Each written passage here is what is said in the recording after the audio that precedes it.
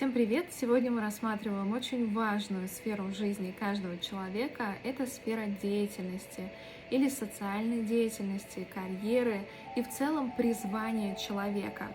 Это сфера 10-го дома гороскопа, который показывает, через что человек сможет проявлять себя в социуме, как он сможет реализовывать свои таланты, навыки, сильные стороны и в том числе, насколько этот человек будет успешен в социуме, какой у него будет, скажем, потолок, какого успеха, признания, какого статуса он сможет добиться.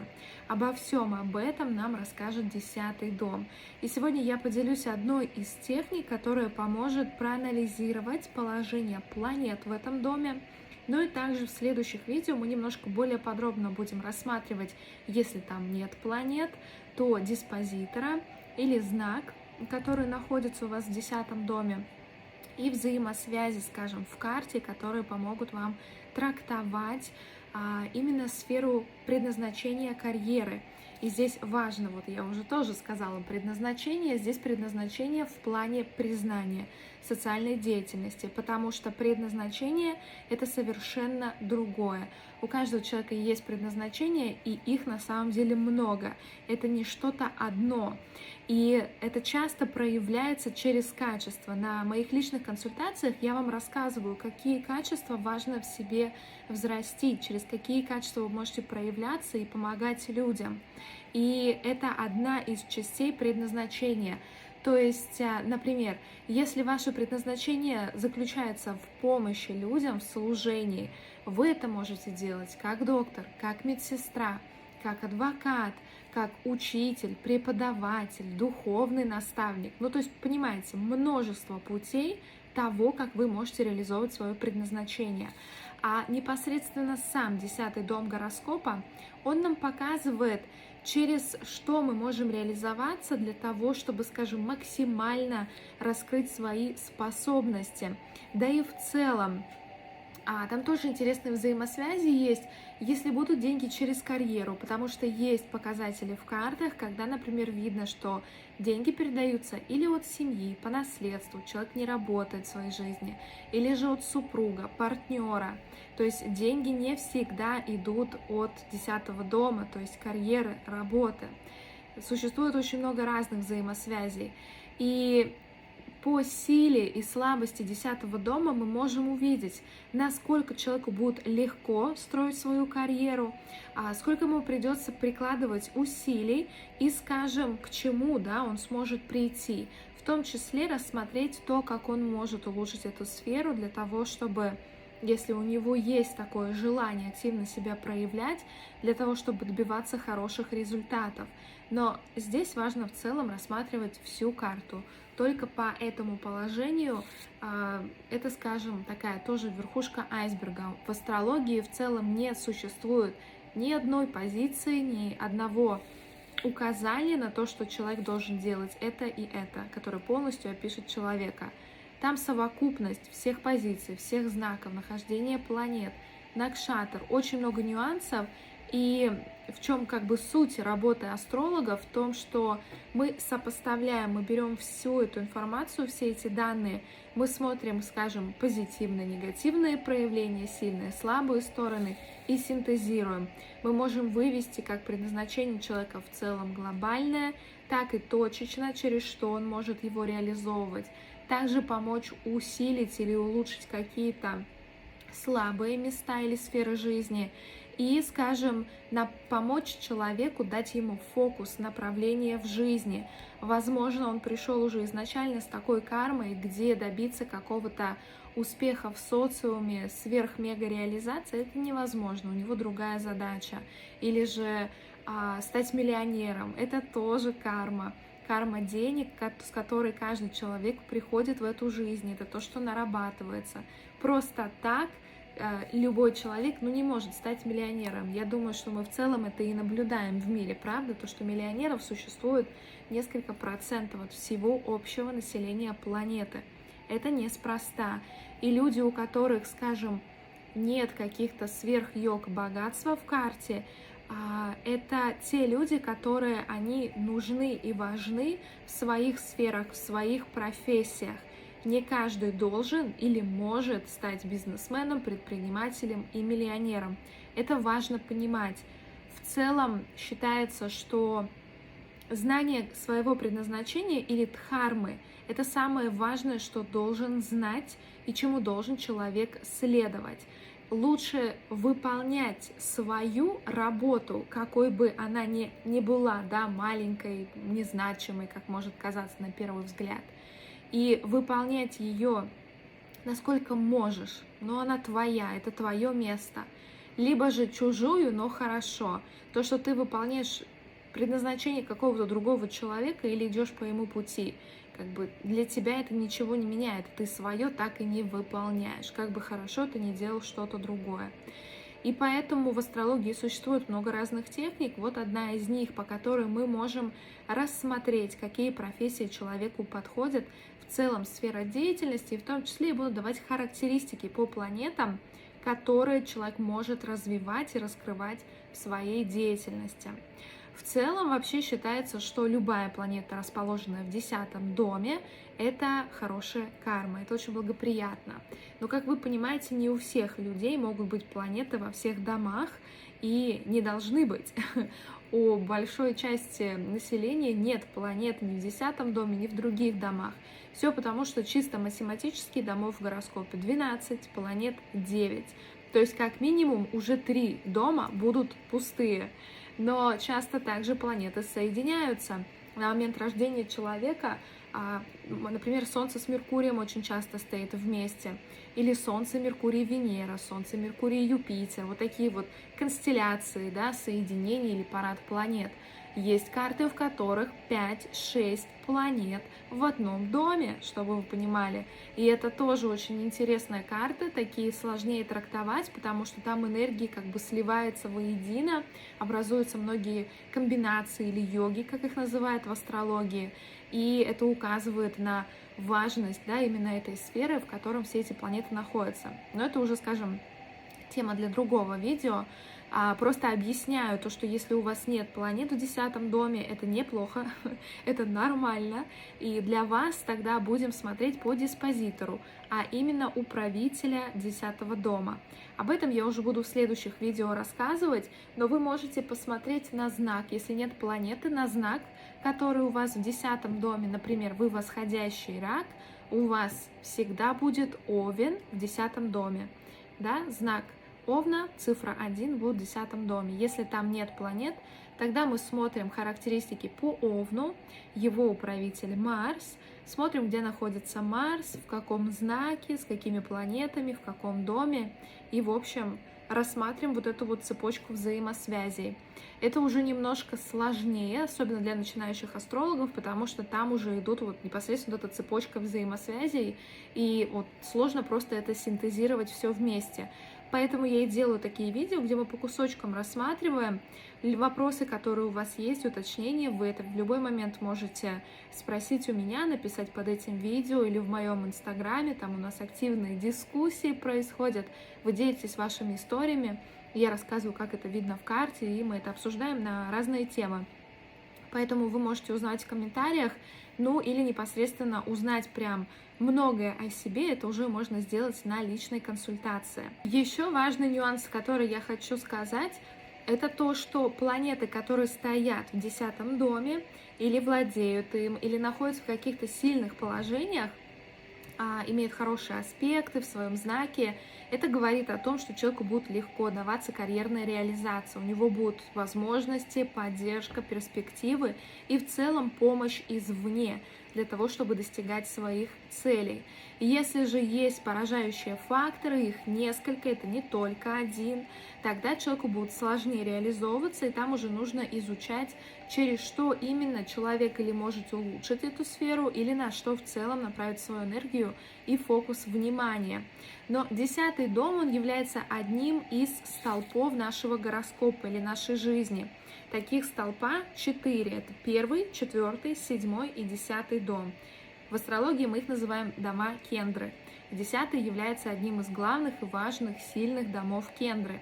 И он указывает на социальную реализацию, то есть это процесс сотворения, созидания.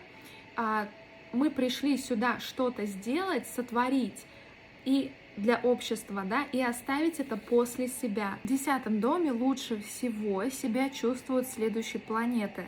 Это Сатурн, Солнце, Меркурий, Юпитер и Марс. Сатурн в классике, да, это трудоголик, Солнце — это успех, статус, Меркурий — это бизнесмен, тот, кто передает информацию, тот, кто умеет общаться, заключать контракты, делать переговоры. Юпитер в целом — это удача в социальной реализации, в карьере, мудрость, знания. Ну а Марс дает такой огонек, очень активную энергию для реализации. Чуть менее комфортно себя там ощущают Луна и Венера. Это женские планеты, поэтому они имеют, скажем, свои особенности, когда они попадают в 10-й дом, но в целом, конечно, хорошо, когда это такие сильные, мужественные планеты, да, которые имеют, скажем, мужскую стихию, или же Меркурий, например, который в целом является бесполой планетой, но он отвечает как раз за общение, бизнес, коммерцию, информацию. Это те навыки и те сильные стороны, которые человек может использовать в карьере. Что дает нахождение Солнца в 10-м доме? Прежде всего, этот человек лидер по натуре. Человеку важно и нужно развиваться в социуме, светить, как-то вдохновлять других. Это может давать очень хорошие лидерские, организаторские способности. В целом человек пришел сюда для того, чтобы, скажем, направлять своей энергией и расширять, да, свои возможности, амбиции. То есть эго или я человека находится именно в сфере карьеры. И это то, куда смотрит душа человека. Для него очень важно получать вот это удовлетворение, реализацию в карьере. Также люди с Солнцем в 10-м доме могут работать на руководящих должностях или в целом организовывать свой бизнес. Лучше всего они себя ощущают, конечно, в каких-то лидерских ролях. Это не про обычного сотрудника, работника, но здесь важно рассматривать, конечно, силу Солнца. Если есть несколько повреждений Солнца, тогда это может указывать на то, что быть лидером, вести за собой, быть таким руководителем может быть сложнее, и человек может реализовываться в качестве подчиненного. Еще такая позиция может указывать на то, что для человека является примером его отец, и в целом человек такого отца может быть очень деятельным и иметь власть, занимать какую-то позицию, статус в обществе. И, скажем, пример такого отца как раз и отпечатывается, да, в подсознании ребенка, и поэтому он тоже будет стремиться создавать для себя успешную карьеру. Люди, которые имеют Солнце в 10-м доме, они должны брать на себя ответственность, вести за собой других людей, и в целом на них лежит очень большая ответственность за других. Их миссия в том, чтобы направлять какие-то процессы, каких-то людей, подсвечивать путь, вдохновлять в целом. И здесь вот эта ответственность, она ярко выражена в таких людях при сильном Солнце, поэтому они могут занимать очень высокие должности. Это могут быть и руководящие государственные должности, и политические в том числе. Также такие люди способны очень красиво говорить и тем самым давать другим энергию, подбадривать их, мотивировать и поддерживать. Луна в 10-м доме, здесь она дает известность и популярность в обществе. В целом считается, что такое положение дает такую природную харизму человеку. Также есть управленческие качества, но здесь вид или стиль управления, он другой, нежели с Солнцем или с другой позицией. Здесь все-таки Луна — это женская планета, стиль управления более мягкий, да, это женское управление. Человеку с Луной в 10-м доме важно работать по призванию, именно в той сфере, к которому лежит вот сердце, ум, то, что для него очень важно. Это также может быть работа, которая связана с заботой о других людях, поэтому они могут скажем, проявлять себя активно в каких-то общественных организациях, причем они могут быть разной направленности, и политические, и религиозные, и не только. Здесь уже нужно смотреть другие взаимосвязи в гороскопе и в целом анализировать его полностью. Такие люди очень эмоционально относятся к своему имиджу, к статусу в социуме. Любой успех в карьере они воспринимают с большой радостью и удовольствием, но неудачи их могут очень ранить, они это могут брать слишком близко к сердцу. Также для них важна забота о других, поэтому они могут в том числе заниматься сферами, которые связаны с помощью людям. Это может быть и питание, и ресторанный бизнес. И у них будет получаться все то, что важно и нужно для комфорта и уюта жизни человека или для дома. То есть они могут создавать, продавать какие-то вещи повседневного бытового характера. Также это хорошие психологи, это люди, которые могут работать с другими людьми, скажем, помогать душе человека. Они способны чувствовать, принимать и давать человеку вот это чувство нужности, что его слушают, о нем заботятся, его слышат. Так как планета Луна связана с элементом воды, в том числе может быть какая-то работа, связанная с водой. Это различные аквапарки, бассейны, индустрия, которая связана с жидкостями, с водой. Для таких людей работа, комфорт дома очень взаимосвязаны, поэтому это положение может указывать на работу из дома или то, что работа является как бы домом для человека. И они стараются создавать на работе очень домашнюю, уютную для себя атмосферу. То есть такие люди прежде всего принесут на работу свою кружку, свои тапочки, какие-то свои вещи и будут обустраивать это место именно под себя. Они как бы обживаются в своем рабочем месте. И еще им важно иметь какое-то место для отдыха на работе или в целом там, где они могут общаться с другими или, например, что-то готовить, да, на кухне, угощать, приносить. Я думаю, что наверняка те, кто работали в офисах или в каких-то организациях, вы видели таких людей, которые очень и общительные, и очень заботливые. Они всегда оказывают какие-то знаки внимания по отношению к своим коллегам. Скорее всего, у них есть Луна в 10 доме, или она очень связана с этим домом. Меркурий в 10 доме дает также успех и удачу в общественной деятельности, хорошую репутацию, возможность реализовываться в медицине, в том числе альтернативной. Это может дать профессии в писательстве, все, что связано с передачей информации, с IT-технологиями. Это также журналистика, интернет, СМИ, коммерция, успех в бизнесе, в торговле.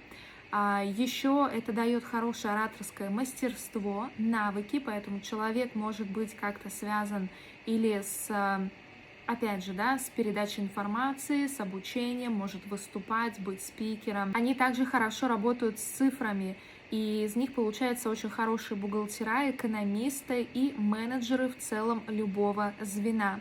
И еще они очень хорошо ладят с природой. В целом Меркурий указывает на природу, поэтому они, например, могут быть задействованы в каких-то или ботанических, или природных сферах, или работать с природными ресурсами, потому что Меркурий любит зелень, любит зеленый цвет, поэтому им хорошо работать в сферах природы и все, что с ней связано.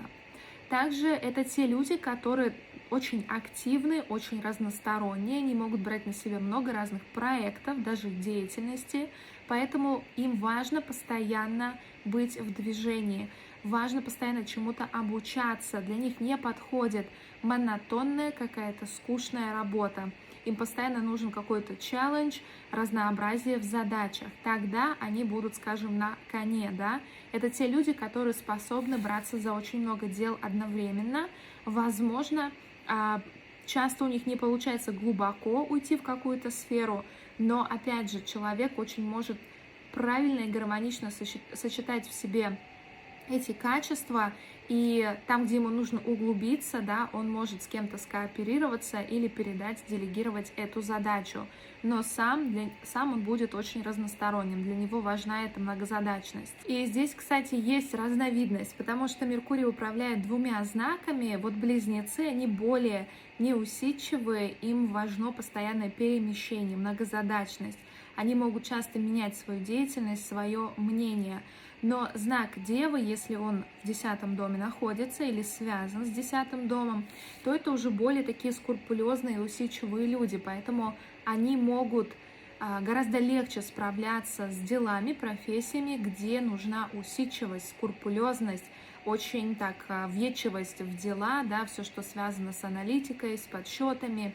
В общем, им больше подходит рутина и то, что связано с деталями, да, потому что у них есть эта выдержка и, скажем, ментальная энергия для того, чтобы держать хороший фокус внимания и, в общем, от этого получать удовольствие.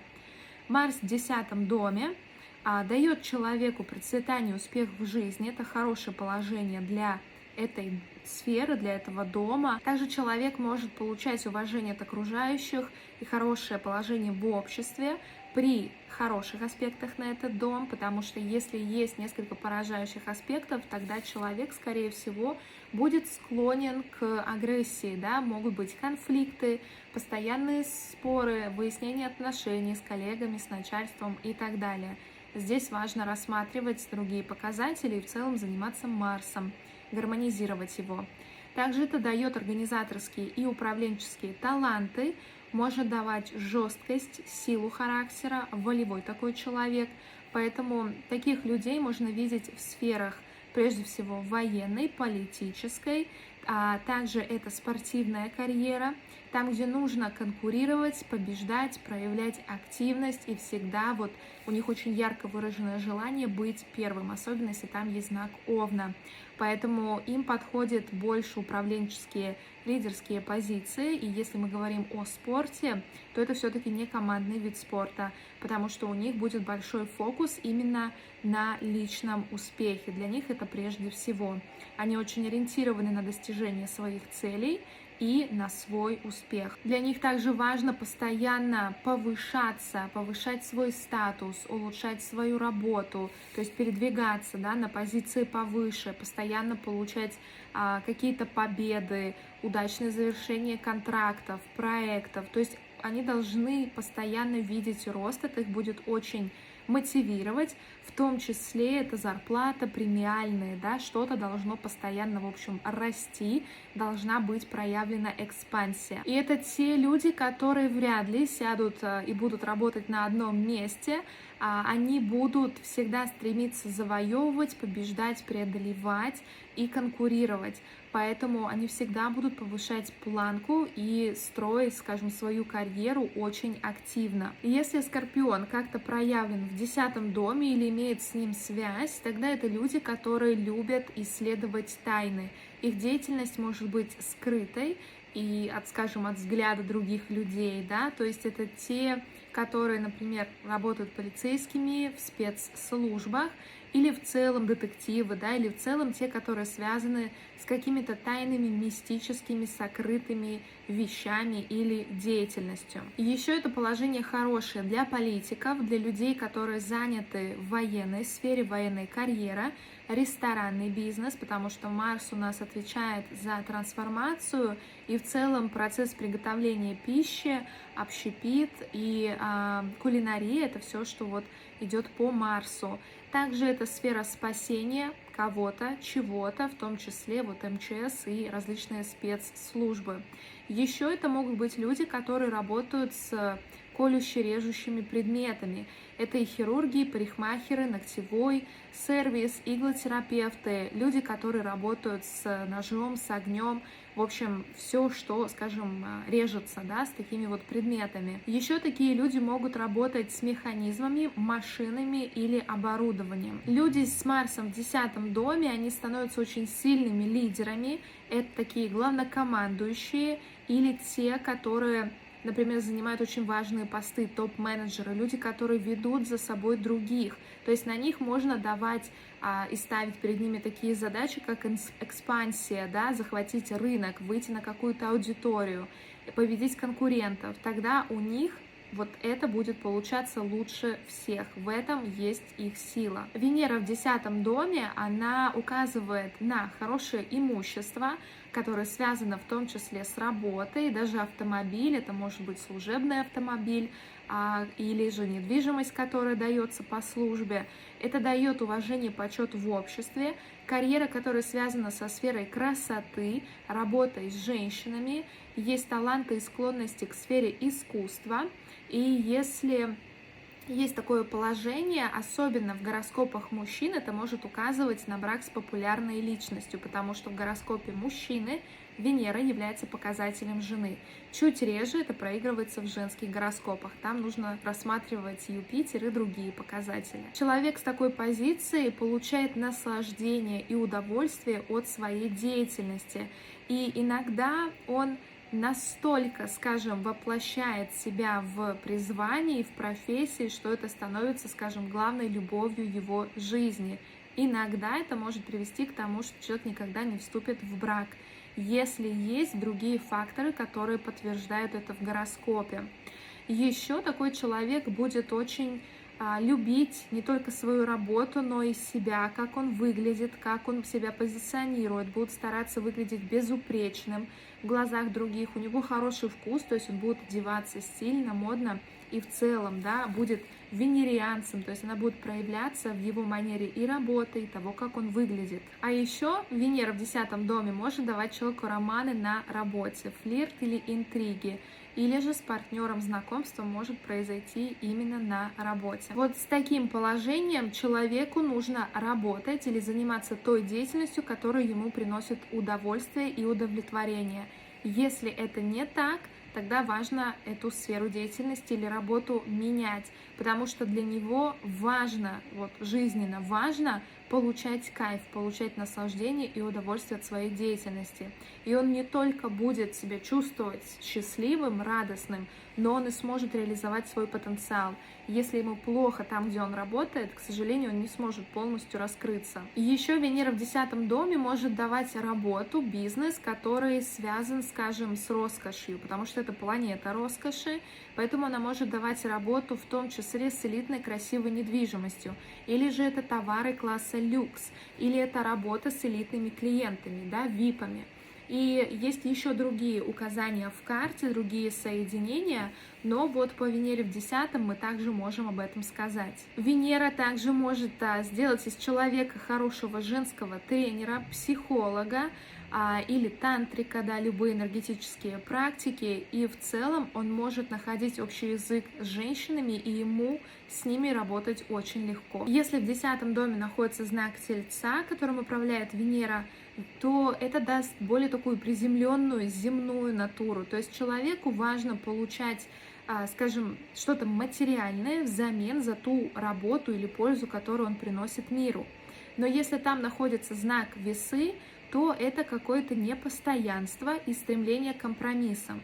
В целом знак Весов является таким примирителем, да, это переговорщик, это тот, кто не допускает конфликтов, то есть он соединяет людей, поэтому больше будут проявлены именно эти качества.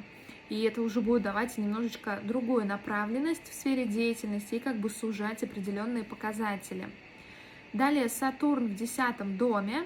Это планета трудоголиков, поэтому часто люди, кто имеет такое положение, они трудоголики, они работают очень много, у них серьезный подход, поэтому они достигают такого профессионализма, достигают эффективности в своей работе, в том, как они ведут бизнес, и в целом ответственность — это второе имя Сатурна или сатурианца, у которого он выражен, влияет или на 1 дом, или вот на 10. И другие люди знают, что этот человек как бы четкий, да, у него все спланировано, у него все эффективно, и, соответственно, они будут себя стараться с ним также вести. Такому человеку подходят профессии, которые связаны с организацией, он знает и интуитивно понимает, как что должно работать. Поэтому, чтобы именно все было продуктивно и эффективно, поэтому такой человек может создавать структуры, например, проект-менеджеры, да, PM-ы. А еще на руководящих должностях люди могут быть хороши и эффективны, но иногда могут быть немножко жестковаты, например, слишком деспотичны или чрезмерно следить за дисциплиной и порядком. То есть это немножечко такие тираны, в том числе. У них жесткий стиль управления. Еще это может давать работу, которая связана с обществом, социумом. Это в том числе может даже давать паломничество по святым местам. Или в целом сфера духовности может проигрываться, но для этого должны быть и другие показатели. Но спектр достаточно широк для тех сфер, в которых Сатурн может реализовываться. Еще это может проигрываться как работа, которая немножко скучная, в которой не хватает разнообразия, присутствует какая-то монотонность. Иногда это трудная, сложная работа. Поэтому, например, разнорабочие, да, они тоже идут по Сатурну. Это может быть деятельность, которая связана с полезными ископаемыми. Это шахтеры, нефтяники, работа на заводах или с землей, сельскохозяйственные работы. Для сатурнианца очень важно, чтобы у него была какая-то большая, важная цель, которая будет его мотивировать. Это либо большие деньги, или же власть, или статус, положение в обществе, или какая-то важная миссия, которая будет вот как маяк перед ним. И тогда он просто будет идти, скажем, напролом и играть в долгую. Он будет достигать этой цели, несмотря ни на что. Чаще всего Сатурн дает такое раскрытие в социальной сфере ближе ко второй половине жизни, потому что это самая медленная планета, он не приносит быстрых результатов, но это также планета максимальных достижений. Поэтому человек чаще всего будет достаточно медленно, но продвигаться вверх по карьерной лестнице, проходя через различные преграды и препятствия. И Сатурн сам по себе карака или показатель работы. Поэтому там, где он находится, нам следует прилагать усилия. Нам нужно потрудиться, как бы вкладываться, да, отрабатывать. И именно поэтому человек будет работать много. Для него важна миссия, цель, ради которой он работает, да, значимость его деятельности в целом. И тогда он сможет достигнуть своих амбиций, воплотить желания и достичь тех высот.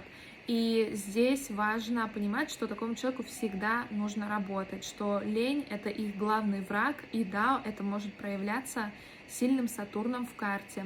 Поэтому за этим важно следить. И особенно если Сатурн в 10 доме ретрограден, тогда это указывает, что человеку нужно двойную как бы работу приложить для того, чтобы себя замотивировать и, скажем, сгенерировать эту энергию для действия. И ретроградность Сатурна в 10 доме будет указывать на кармические долги, именно связанные с социальной реализацией. То есть в этой жизни он должен привнести что-то важное и ценное для социума. Не просто жить, работать и существовать. У него должна быть какая-то цель, он должен ее воплотить. Юпитер в 10 доме дает очень хороший статус в обществе, уважение, хорошую репутацию, богатство, популярность, известность, может быть помощь или покровительство от влиятельных личностей. И такие люди могут быть задействованы в экономике, в банковском деле, в сферах, связанных с деньгами, потому что Юпитер является каракой или показателем денег. Важно еще понимать, что Юпитер — это все-таки гуру, да, в ведической астрологии, то есть это наставник, учитель. Поэтому такой человек, здесь тоже нужно карту более подробно рассматривать. Это не всегда только банки, только коммерция или юриспруденция. Здесь могут быть четкие указания на то, что человеку важно оставить что-то после себя в виде знаний, в виде своих учений. И человек Юпитер, да, с Юпитером в 10 доме, он любит преподавать, он любит делиться информацией, передавать знания и свой опыт.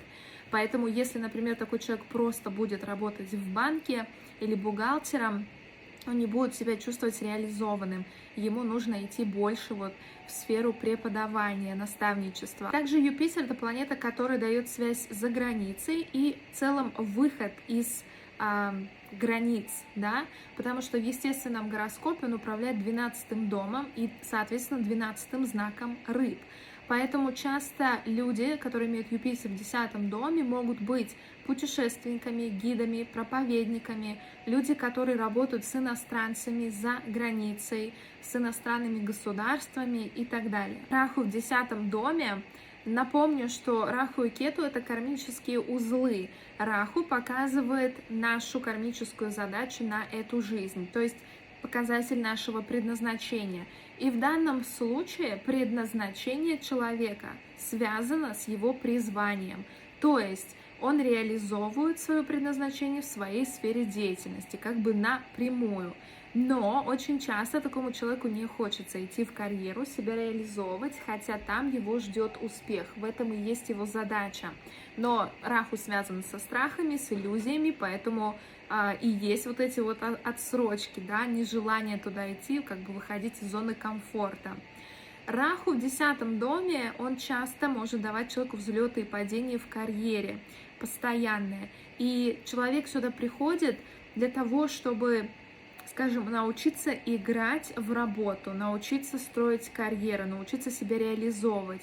И важны разные варианты самореализации. Поэтому такому человеку ему сложно найти одну сферу деятельности, где он себя может реализовать, и он в целом может по жизни себя находить и терять, менять работу, менять вид деятельности.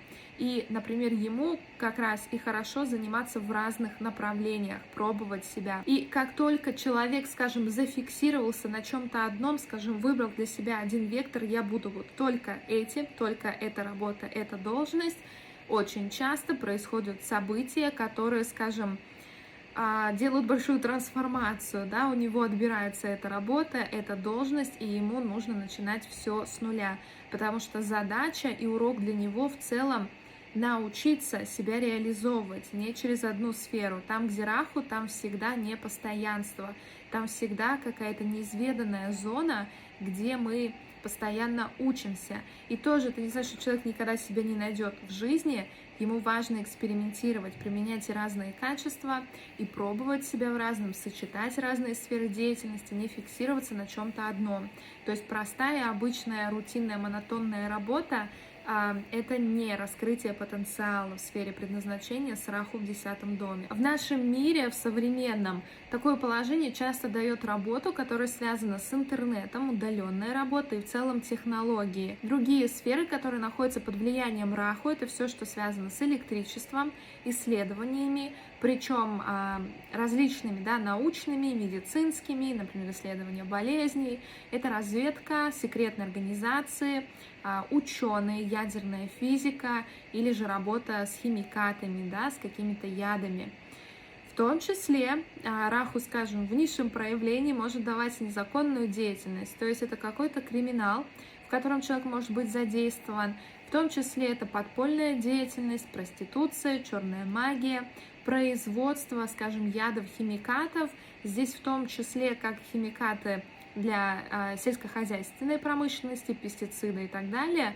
Также это табачная продукция, вино и оружие, да, взрывчатые вещества. Еще это также может давать торговлю, которая связана с зарубежными странами или в целом работа с иностранцами. Раху тоже это показывает. Раху — это планета или граха расширения, поэтому она даст небывалый рост человеку, если он будет использовать эту силу правильно и пойдет в свою реализацию, начнет строить карьеру и в целом реализовывать себя через деятельность.